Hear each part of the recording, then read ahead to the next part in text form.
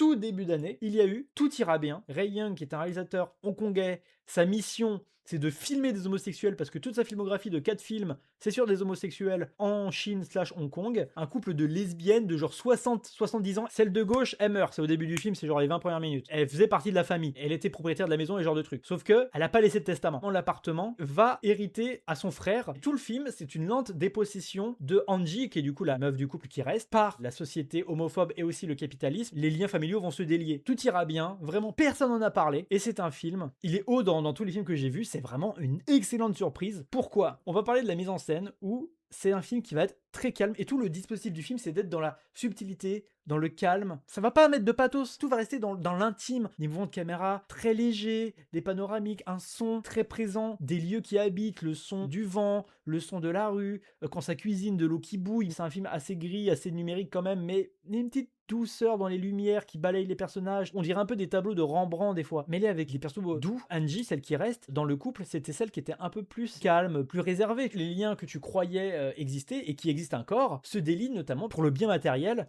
Et c'est là où est la réussite du film. Même si tu as envie de claquer chaque membre de la famille, le film n'est pas non plus manichéen parce que le film te met vraiment en avant les conditions matérielles d'existence de chaque membre de la famille qui en fait sont des prolos. Tu vas voir tout le monde qui galère à avoir un boulot, les visites d'appartements qui sont galères et le fait que ça les touche vraiment. Ils font des trucs de fils de pute. Tu sens qu'ils savent qu'ils font de la merde mais qu'ils se sentent obligés pour s'en sortir parce que à chaque fois que tu les vois, elle est dans un bel appartement, elle est bien, elle a pas de souci d'argent et tu vois les autres, ils visitent un appartement, il est miteux et c'est là que tu vois en fait comment la société, l'ultra-capitalisme et le libéralisme détruit les individus, ne pense plus au groupe et la cohésion familiale est un prétexte pour détruire ce lien et notamment les liens qui ne sont pas conventionnels. Tu peux te marier pour être lesbienne à Hong Kong, mais l'administration est vraiment pas en ta faveur, quoi. C'est vraiment quelque chose de beau sur la mémoire, le vrai lien et la différence entre le bien matériel et le bien moral, c'est-à-dire les liens qu'on a, l'amour qu'on a pour quelqu'un. C'est cette beauté, cette tristesse que je trouve magnifique dans ce film-là. C'est hyper bien réalisé et à un rythme vraiment cocon qui te laisse la place à ces subtilités dans les dialogues, à la réflexion, à voir toutes les petites phrases, les petites choses qui te permettent de créer du lien. En plus, il dure 1h20. C'est un court film, hyper riche, immense surprise. J'espère que j'ai donné envie de le voir, vraiment, parce que c'est un film que personne n'en a parlé. Et on rappelle, bravo les lesbiennes.